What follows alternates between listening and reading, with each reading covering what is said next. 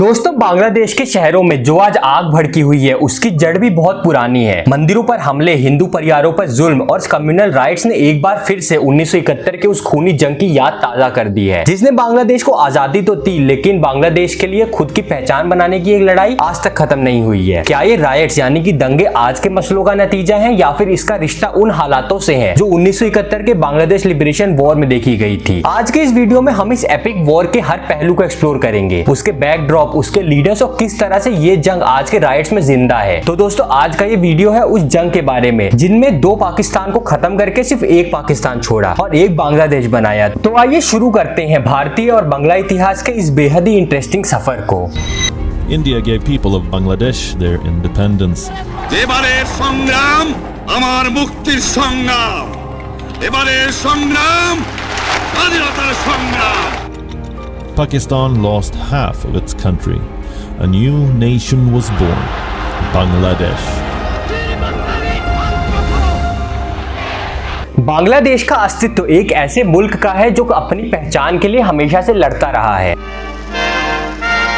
As the new dominions of Pakistan and India take over their own affairs, carrying their few possessions, 1 million people become refugees. दोस्तों, 1947 के partition के बाद east Pakistan और waste Pakistan के बीच नफरत का फासला सिर्फ ज्योग्राफिकल नहीं था बल्कि कल्चरल, लिंग्विस्टिक और पॉलिटिकल भी था। ईस्ट पाकिस्तान के लोग बांग्ला बोलते थे, उनकी संस्कृति अलग थी और उनके मसले भी अलग थे, लेकिन वेस्ट पाकिस्तान के शासकों ने ईस्ट पाकिस्तान को हमेशा सिर्फ अपनी जमीन का हिस्सा समझा, अपना नहीं। ये नफरत तब अपने चरम पर पहुंची जब शेख मुजीबुर रहमान, जो बांगा बंधु कहलाते थे, उन्होंने 1970 के इलेक्शन में अपनी पार्टी अवामी लीग के साथ जबरदस्त जीत हासिल की। लेकिन वेस्ट पाकिस्तान की सरकार ने इस जीत को कबूल नहीं किया। उन्होंने ऑपरेशन सर्च लाइट शुरू किया, एक बहुत ही ब्रूटल मिलिट्री क्रैकडाउन जो ईस्ट पाकिस्तान के लोगों को दबाने के लिए लॉन्च किया गया था। दरअसल 1970 में ईस्ट पाकिस्तान और वेस्ट पाकिस्तान दोनों ही इलेक्शंस एक साथ कराए गए थे और जब इलेक्शंस के रिजल्ट आए तो मुजीबुर रहमान की अवामी लीग पार्टी को एक बहुत ही बड़े अंतर से बहुमत मिली थी, वो जीत रहे थे। लेकिन इन इलेक्शन का रिजल्ट देखने के बाद वेस्ट पाकिस्तान के बिलावल अली खान भुट्टो ने सरकार को ज्वाइन करने से मना कर दिया, जिसके बाद इन इलेक्शंस को इनवैलिड घोषित कर दिया गया। और इस चीज की खबर जैसे ही ईस्ट पाकिस्तान पहुंची वैसे ही पूरे देश में एंटी पाकिस्तानी विद्रोह शुरू हो गया और एक नया बांग्ला मुक्ति मोर्चा बनाया गया और आने वाले एक साल तक लगातार पाकिस्तान के खिलाफ प्रदर्शन होने लगे। और अब बांग्ला लोगों को अपनी खुद की सरकार नहीं बल्कि अपना खुद का एक देश चाहिए था। लेकिन उस समय पाकिस्तान मिलिट्री रूल में था और उसके हेड थे जनरल याया खान, जिन्होंने ऑपरेशन सर्च लाइट की शुरुआत की, और लेफ्टिनेंट जनरल खान, जिन्हें कसाई भी कहा जाता था, उनकी कमांड में 25 मार्च 1971 को ईस्ट पाकिस्तान में ऑपरेशन सर्च लाइट शुरू किया गया, जिसकी वजह से ढाका और ईस्ट पाकिस्तान के अनेक इलाकों को तबाह कर दिया गया। पाकिस्तानी आर्मी ने ब्रूटल फोर्स यूज की और लाखों बंगालियों की मास किलिंग शुरू हो गई। बहुत सी रिपोर्ट्स बताती हैं कि उन प्रदर्शनकारियों को मारने से पहले उनकी खुद की कब्र उन्हीं से खुदवाई जाती थी और उस वजह से ईस्ट पाकिस्तान में 2 महीने के अंदर अंदर ही 1.5 लाख से ज्यादा लोगों को मार दिया गया, खासकर बंगालियों को मार दिया गया। और साथ ही शेख मुजीबुर रहमान को गिरफ्तार करके उन्हें वेस्ट पाकिस्तान की किसी जेल में डाल दिया गया। ऑपरेशन सर्च लाइट बहुत टाइम तक तो किसी की नजर में ही नहीं आया क्योंकि इतना छुप के इसे किया जा रहा था, लेकिन जैसे ये दुनिया की नजर में आया, पूरे दुनिया भर में ईस्ट पाकिस्तान के लोगों के लिए एक सिंपैथी वेव बढ़ने लगी। खासकर इंडिया को उस चीज से नुकसान ज्यादा इसीलिए था क्योंकि जब पूरे ईस्ट पाकिस्तान में ऑपरेशन सर्च लाइट शुरू किया गया था तो लाखों की संख्या में सारे के सारे बंगाली रेफ्यूजी इंडिया के स्टेट्स में घुस रहे थे। त्रिपुरा, बंगाल, असम में बहुत सारी रेफ्यूजी इन्फ्लक्स हो रहा था और उसी चीज को चिंता जताते हुए इंदिरा गांधी, जो उस वक्त भारत की प्रधानमंत्री थी, उन्होंने इंटरनेशनल लीडर से अपील की ताकि वो पाकिस्तान पर प्रेशर बनाए और इस ऑपरेशन सर्च लाइट को बंद करें, जिससे कि सारे के सारे रेफ्यूजीज वापस अपने देश जा सके। लेकिन जब ये डिप्लोमेटिक तरीके फेल हो गए यानी कि राजनीतिक तरीके नहीं चल पाए तो इंदिरा गांधी ने मिलिट्री इंटरवेंशन का डिसीजन लिया। दिसंबर 3, 1971 को पाकिस्तान ने इंडिया के एयर बेसिस पर अटैक किया, जिससे ऑफिशियली इंडिया पाकिस्तान वॉर शुरू हो गई। इंडियन आर्मी ने एक multi front offensive attack launch किया, ईस्टर्न फ्रंट पर बांग्लादेश के मुक्ति बाहिनी फाइटर्स के साथ मिलकर और वेस्टर्न फ्रंट पर पाकिस्तानी फोर्सेस का सामना करते हुए। एयरफोर्स, नेवी और आर्मी के कंबाइंड ऑपरेशन के साथ इंडियन फोर्सेस ने पाकिस्तान को हर मोर्चे पर पीछे ढकेल दिया। ईस्टर्न फ्रंट में इंडियन आर्मी ने बांग्लादेशी मुक्ति बाहिनी के साथ मिलकर एक वेल कोऑर्डिनेटेड कैंपेन चलाया। दोस्तों, दरअसल जो बांग्लादेश मुक्ति बाहिनी थी एक तरह की मिलिटेंट ऑर्गेनाइजेशन थी जो कि पाकिस्तान के खिलाफ बांग्लादेश को आजाद कराने के लिए बनाई गई थी, जिसमें बहुत से युवा शामिल थे और उन्हीं सबको इंडियन आर्मी ने ट्रेनिंग दी और हथियार प्रोवाइड किए, जिससे कि वो इंडियन सोल्जर्स के साथ लड़के पाकिस्तानी सेना का जबरदस्त जवाब दे सके। और दोस्तों, उसी के साथ जनरल सैम मानेकशॉ की लीडरशिप में इंडियन फोर्सेस ने वेस्ट पाकिस्तान को हर मोर्चे पर पीछे ढकेल दिया। जिस तरह से भी पाकिस्तान ने रेजिस्टेंस देने की कोशिश की, इंडियन आर्मी ने उन्हें ग्राउंड पर डोमिनेट किया, एयर पर डोमिनेट किया और पानी में डोमिनेट किया। ईस्टर्न कमांड में लेफ्टिनेंट जनरल जगजीत सिंह अरोरा की लीडरशिप में इंडियन आर्मी ने ढाका की तरफ एडवांस किया। खुलना, जैसलमेर और कोमिला जैसे शहरों में मेजर बैटल्स लड़े गए, बहुत ही बड़ी जंग लड़ी गई। इंडियन नेवी ने ऑपरेशन ट्राइडेंट लॉन्च किया था, जिससे पूरे कराची पोर्ट को टारगेट किया गया था और पाकिस्तानी नेवी की मेजर सप्लाई लाइंस को डिसरप्ट कर दिया गया था, जिससे कि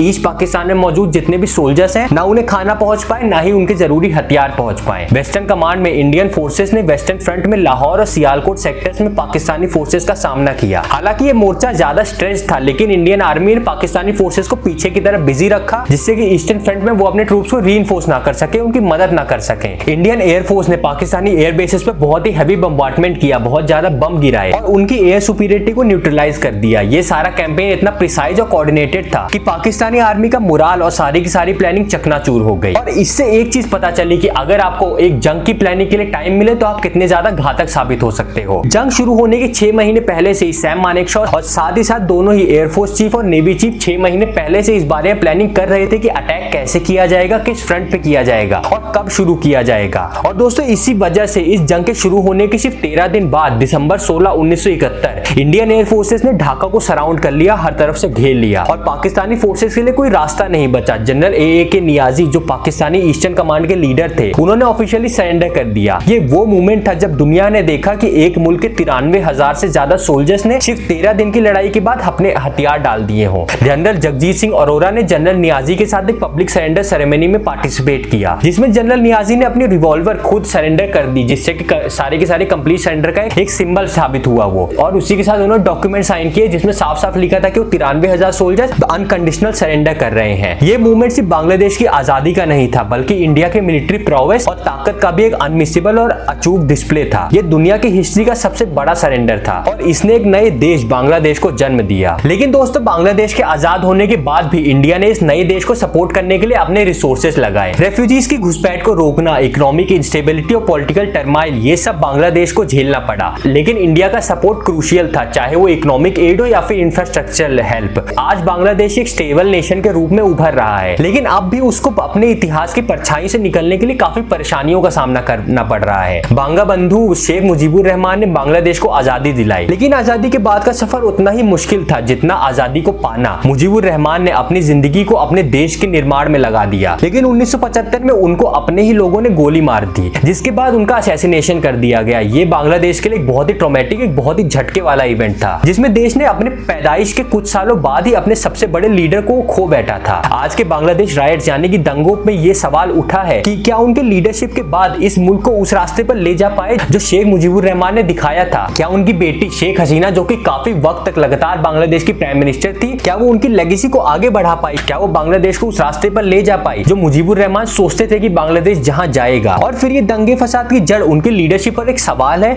या फिर इसका कोई फॉरेन इंटरवेंशन है इन सब मामलों के बारे में? तो दोस्तों, 1971 की वॉर ने बांग्लादेश और इंडिया के बीच की एक सॉलिड रिलेशनशिप का बॉन्ड बना दिया, जो साउथ एशिया में शांति और स्टेबिलिटी के लिए काफी जरूरी था। लेकिन आज के रायट्स यानी कि दंगे और उनका इंपैक्ट ये दिखाता है कि ये बॉन्ड कितना ज्यादा फ्रेजाइल और नाजुक हो सकता है। आज भी इंडिया का बांग्लादेश पर बहुत ज्यादा इंफ्लुएंस है, लेकिन बांग्लादेश के आंतरिक गतिविधियों, उनकी इंटरनल पॉलिटिक्स और रिलीजियस डिविजन्स की वजह से इंडिया के साथ उनके रिश्ते लगातार टेस्ट हो रहे हैं और वो कब टूट जाए इसका भी कुछ पता नहीं है। दोस्तों, बांग्लादेश लिबरेशन वॉर सिर्फ एक लड़ाई नहीं थी, ये एक मूवमेंट था, एक रेवोल्यूशन था, एक जुनून था अपनी पहचान बनाने का। लेकिन आजादी पाने के बाद जो चैलेंजेस बांग्लादेश ने फेस किए, उन्होंने इस मुल्क को आज तक डिफाइन किया है। आज के दंगे सिर्फ उस जख्म की याद दिलाते हैं जो 1971 में दिया गया था और ये दिखाते हैं कि आजादी पाने के बाद का सफर कितना ज्यादा मुश्किल है। बांग्लादेश ने अपनी पहचान बनाने के लिए बहुत बड़ी कीमत चुकाई थी और अब ये मुल्क उस एक नए दौर में एंटर कर रहा है जिसमें अपने इंटरनल चैलेंजेस को समझकर उनका समाधान करना बहुत जरूरी है। आज के बांग्लादेश में सेक्युलरिज्म और कम्युनलिज्म के बीच एक लड़ाई छिड़ी हुई है और वो लड़ाई अभी पूरी तरह से खत्म नहीं हुई है बल्कि बढ़ रही है। जहां एक तरफ बांग्लादेश भारत के बाद साउथ एशियन देशों में से सबसे बड़ी इकोनॉमी है, तो वहीं दूसरी तरफ पिछले 1.5 महीने से चल रहे दंगे इस देश को उसी दिशा में ले जा रहे हैं जहां ये आज से 53 साल पहले मौजूद था। आज हम देखते हैं कि बांग्लादेश और इंडिया के बीच एक बहुत ही स्ट्रॉन्ग रिलेशनशिप है। उसमें कई चैलेंजेस भी हैं, जैसे कि water sharing disputes, illegal immigration और बॉर्डर इश्यूज जैसे मसले हैं जो देशों के बीच में अभी भी टेंशन क्रिएट कर रहे हैं। लेकिन 1971 की वॉर की लेगेसी ये सिखाती है कि दोनों मुल्कों की शांति और स्टेबिलिटी के लिए मिलकर दोनों को एक साथ काम करना पड़ेगा। आने वाले दिनों में ये देखना बहुत जरूरी होगा कि बांग्लादेश अपने अंदर के चैलेंजेस से उभर कर एक मजबूत देश कैसे बन सकता है, या फिर दंगों की एक नई शुरुआत मात्र ही है जो कि आने वाले टाइम में और ज्यादा बढ़ेंगे। क्या मोहम्मद यूनुस जो एक नोबेल पीस प्राइज विनर है वो अपने देश के लीडर के तौर पर बांग्लादेश को इन हालात से निकाल सकते हैं, या फिर बांग्लादेश भी पाकिस्तान की तरह एक एंटी हिंदू और मिलिट्री रूल वाला देश बन जाएगा? क्या इंडिया अपने पड़ोसी देश के साथ अपने रिलेशंस को और ज्यादा मजबूत कर पाएगा, या फिर इन टेंशंस का इंपैक्ट इन दोनों ही देशों पर होगा